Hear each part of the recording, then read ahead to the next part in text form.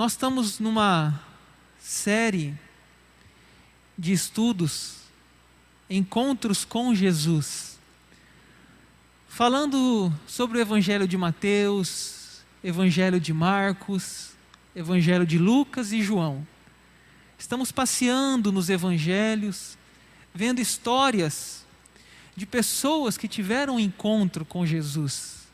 E nesses encontros, tirando aplicações para nossas vidas, tirando lições para a nossa vida prática. E o nosso encontro de hoje é Jesus e uma mulher adúltera. Vamos começar então lá no verso 1, a explicação dessa passagem. Do monte da oração para o templo. Jesus, entretanto, foi para o monte das oliveiras. De madrugada voltou novamente para o templo, e todo o povo ia ter com ele, e assentado os ensinava. Se você observar, fala do monte das oliveiras. Jesus, entretanto, foi para o monte das oliveiras. O que era o monte das oliveiras? Era um bosque, um lugar onde tinha muitas oliveiras, e por isso recebeu o nome, Monte das Oliveiras. E Jesus gostava muito desse lugar, era um dos lugares preferidos de Jesus para a oração. Tanto que lá no jardim do Getsêmani, onde Jesus orou aquela oração da agonia antes da sua morte, foi ali também no Monte das Oliveiras. E aqui o contexto é que Jesus sai do monte para o templo, ele sai da oração para o templo, ou seja, Jesus dedicava muito tempo em oração, ensinando e curando. São três coisas muito importantes na vida de Jesus: a oração, as curas e o ensino. Diz que ele ensinava. E nisso, versículo 3, os escribas e fariseus trouxeram à sua presença uma mulher surpreendida em adultério. E fazendo-a ficar de pé no meio de todos, disseram a Jesus: Mestre, esta mulher foi apanhada em flagrante adultério. Vamos entender o texto.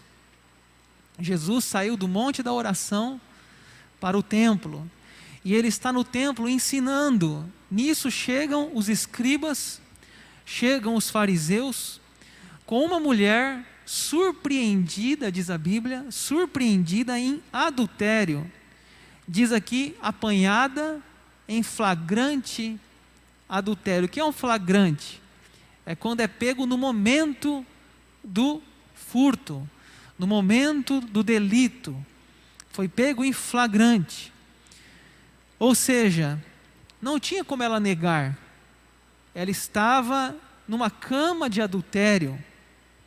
Ela não tinha desculpa, foi um flagrante.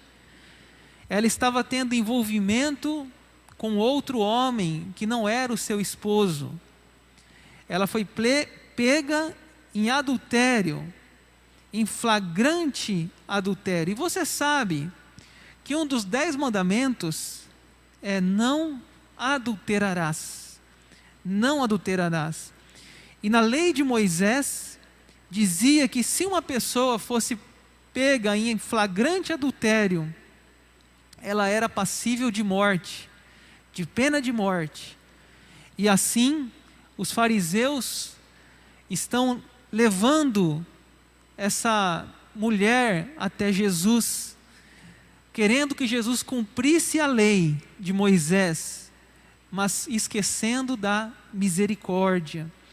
E veja que eles humilham essa mulher. Verso 3, escribas e fariseus trouxeram à sua presença uma mulher surpreendida em adultério, e o destaque, fazendo-a ficar de pé no meio de todos. Imagine a cena. Eles colocaram aquela mulher em destaque. Eles chegaram diante de todos que estavam ali, Jesus, e denunciaram ela. Apontaram o dedo para ela, dizeram: ela, Jesus, estava em adultério. Trouxemos ela aqui. Imagine a vergonha dessa mulher. Agora o que eu acho interessante é que em Levítico 20:10 fala assim: se um homem adulterar com a mulher do seu próximo, será morto o adúltero e a adúltera. E aqui a gente vê que não fala do homem, não aparece aqui o homem, aparece somente uma mulher. Mas por que os fariseus também não levaram aquele homem até Jesus? Por que eles não levaram também o adúltero e não só a adúltera? Isso reflete uma sociedade da época, onde a balança pendia para o lado mais fraco, a mulher. E aquela mulher então foi arrastada à força, pega pelos braços, levada lá em Jesus, acusada, humilhada.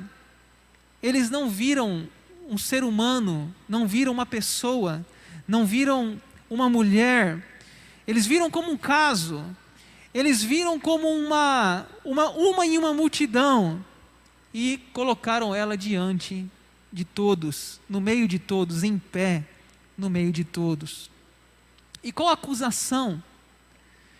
Disseram no versículo 4 a Jesus: Mestre, esta mulher foi apanhada em flagrante adultério. Verso 5, e na lei nos mandou Moisés que tais mulheres sejam apedrejadas. Tu, pois, que dizes? Veja que eles perguntam para Jesus: tu, pois, que dizes? E isto diziam eles tentando, olha bem, isto diziam eles tentando, Jesus no caso, para terem de o acusar. Mas Jesus, inclinando-se, escrevia na terra com um dedo. Veja bem, o que motiva aqui os fariseus não é bem a situação da mulher, e nem o zelo da lei, mas é colocar Jesus numa armadilha. Observe o verso 6. Isto diziam eles tentando, para terem do que o acusar. O que os fariseus armam uma armadilha para pegar Jesus. O que eles pensam? Vamos levar essa mulher até Jesus. Se Jesus disser que ela tem que morrer, ele está mandando uma mulher ser apedrejada, ou seja, não usou de misericórdia com a mulher. Mas se ele, por outro lado, libertar essa mulher, ele está indo contra Moisés, ele está indo contra a lei de Deus. Veja bem, eles estavam colocando Jesus numa cilada. Qualquer que fosse a decisão de Jesus, seria um motivo deles acusarem. Se Jesus mandasse matá-la, a Bíblia diz: não matarás. Mas se ele inocenta, ele está indo contra a lei de Moisés. Então, o que está acontecendo aqui na realidade, eles não estão preocupados com a mulher. A mulher é apenas um jogo sujo contra Jesus. Eles queriam algo para acusar Jesus, e eles encontram nessa mulher uma forma de fazer isso. Se você observar o detalhe do verso 4, o verso 4 diz assim: disseram a Jesus, mestre. Eles têm a capacidade de chamar Jesus de mestre, de rabi. Eles usam os lábios com bajulação, mas no coração deles, eles maquinam o mal contra Jesus. Eles chegam em Jesus e falam, mestre, mas no coração deles, eles querem o mal de Jesus. Eles não estavam interessados na mulher, na lei. Eles estavam cheios de raiva de Jesus, queriam pegar Jesus no contrapé. E aquela mulher era uma vítima para esse laço, pegar Jesus. E Jesus, sim, aqui é a verdadeira vítima da história. Interessante que esse texto ficou conhecido, penso, por essa questão de Jesus escrever no chão. É lúdico a cena, eu fico imaginando as Bíblias ilustradas, as crianças conhecem essa passagem, porque é lúdico. Jesus ali escrevendo no chão, verso 6, mas Jesus inclinando-se escrevia na terra com o dedo. O que será que Jesus escrevia? O que será que ele escreveu naquele chão? Não sabemos. O texto não diz. Ficou na história. Não podemos descobrir o que Jesus escrevia. Talvez o que eu penso que ele escrevia e até no meu senso de humor, ele escrevia assim: paciência no chão. Para ele ter paciência com aqueles homens fariseus. Porque era um povo chato, era um povo que perseguia, era um povo arrogante, um povo que estava no seu calcanhar, e ele tinha que ter muita sabedoria e muita paciência com aqueles homens. E ele está calado. Jesus está calado, em silêncio. Ele está escrevendo no chão. Interessante que nos evangelhos, momento que Jesus fala, e quando ele fala, muitas vezes palavras duras, mas tem momento que ele se cala, tem momentos que ele fica quieto, escreve no chão. Por quê? Talvez porque ele ignora aqueles acusadores, considerando naquele momento até indignos de uma resposta de Jesus. Jesus poderia até ali dizer várias coisas, até denunciar o coração daqueles homens, mas ele prefere se calar. Jesus entende que eles não merecem essa resposta. Mas eles insistem, versículo 7, como insistissem na pergunta. Eles não querem Jesus calado, querem Jesus falando. Como insistissem na pergunta, Jesus se levantou e lhes disse: aquele que dentre vós estiver sem pecado, seja o primeiro que lhe atire pedra. E, tornando a inclinar-se, continuou a escrever no chão. Mas ouvindo eles esta resposta, e acusados pela própria consciência, foram se retirando um, a começar pelos mais velhos até os últimos, ficando só Jesus e a mulher no meio onde estava. Então veja bem, qual que é a pergunta deles para Jesus? Verso 4, na lei nos mandou Moisés que tais mulheres fossem apedrejadas. O que tu dizes, Jesus? Jesus, silêncio, fez silêncio, escrevia no chão. O que tu dizes, Jesus? Responde. O que saiu da boca de Jesus foi a seguinte frase: aquele que não tiver pecado, atire a primeira pedra. É digno aqui de nota dizer que a palavra pecado aqui pode ser também traduzida como desejo. Então Jesus toca na ferida dos fariseus ali, dos escribas. Ele diz: quem aqui não tem um desejo, um pecado, que atire a pedra. Ele já havia ensinado lá no Sermão do Monte, dizendo: eu vos digo, qualquer que olhar para uma mulher com intenção impura, já adulterou com ela. Jesus nos falou que o adultério não é somente o ato físico. O adultério está também no olhar lascivo, no coração impuro. Para quebrar o mandamento do adultério não é somente uma cama. Jesus fala para eles julgarem a si mesmo, julgarem os seus desejos, julgarem a sua cobiça. Quem de vós estiver sem pecado, seja o primeiro a atirar a pedra. E ele volta a escrever no chão. E é interessante a reação no verso 9, diz que ouvindo eles essa resposta, e acusados, olha bem, acusados pela sua consciência, eles começaram a ser acusados. Talvez alguns deles realmente cometiam adultério, talvez outros pecavam em pensamento. Então eles foram acusados pela sua consciência e foram se retirando um, a começar pelos mais velhos até os últimos, ficando só Jesus e a mulher. Começaram a sair, deixaram as pedras, não tiveram condição de apedrejar aquela mulher. E Jesus então pergunta para ela: onde estão os teus acusadores? O verso 10. Erguendo-se Jesus e não vendo ninguém mais além da mulher, perguntou-lhe: mulher, onde estão aqueles teus acusadores? Ninguém te condenou? Respondeu ela, verso 11: ninguém, Senhor. Então lhe disse Jesus: nem eu tampouco te condeno, vai e não peques mais. Vamos entender aqui o que está acontecendo. Jesus pergunta para ela se alguém ali está acusando. Ela diz: não, Senhor, todos já saíram, ficou só Jesus e ela. Jesus então diz: eu também não te condeno, mulher. Jesus agiu com misericórdia. Diz o Evangelho que ele veio para salvar, para curar, ele veio para os doentes. Jesus transformou a vida de Zaqueu, Jesus transformou a vida de uma mulher samaritana, e agora também quer transformar a vida de uma mulher adúltera. Ele diz: vai e não peques mais.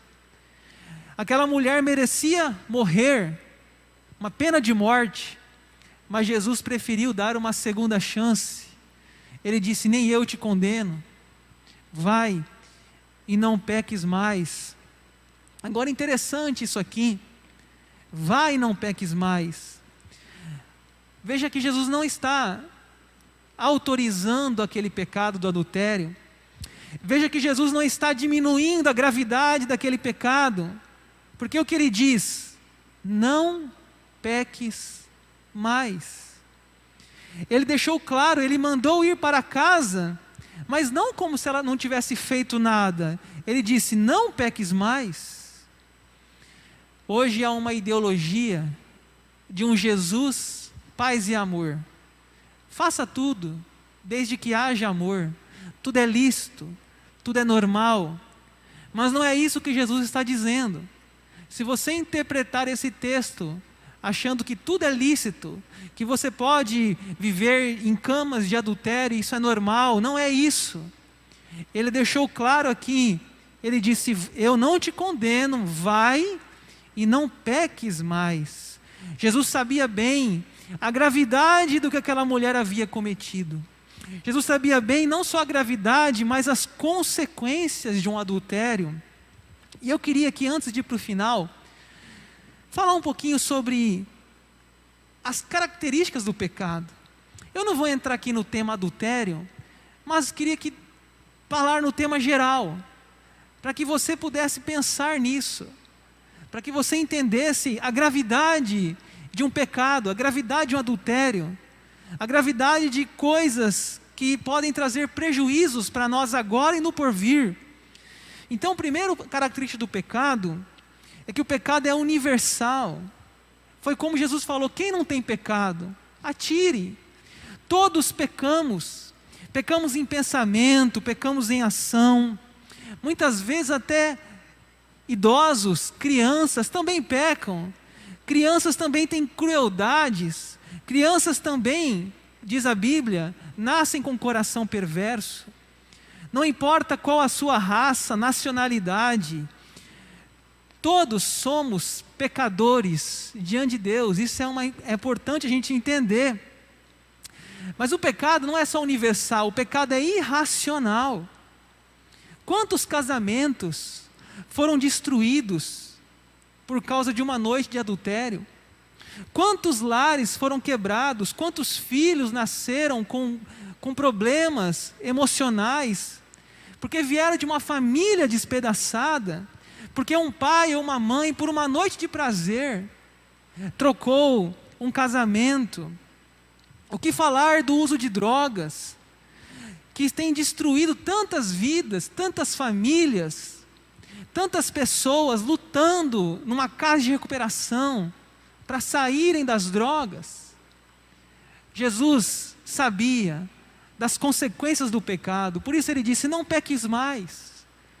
Porque o pecado, por mais que ele esteja lutando conosco, Paulo disse isso: aquilo que eu não quero fazer, isso eu faço. Maldito, é uma luta, mas nós temos que obedecer a palavra de Jesus que diz: vai e não peques mais, saia dessa vida, mude de vida, transforme-se. Mas o pecado também é enganoso. Por que ele é enganoso? Porque ele aparenta ser muito bonito. Diz a Bíblia que o diabo não vai aparecer com um tridente na mão e uma capa vermelha, mas como um anjo de luz. Ele engana. Parece que é muito gostoso a cama de um adultério, mas não é. O final é caminho de morte. O final, diz o livro de Provérbios, que é como um boi que vai para o matadouro. O pecado também é endurecedor, porque parece que a pessoa peca, uma cama de adultério, segunda cama de adultério, terceira cama de adultério e outras tantas coisas, e parece que ela vai se anestesiando, parece que vai se tornando normal e não incomoda.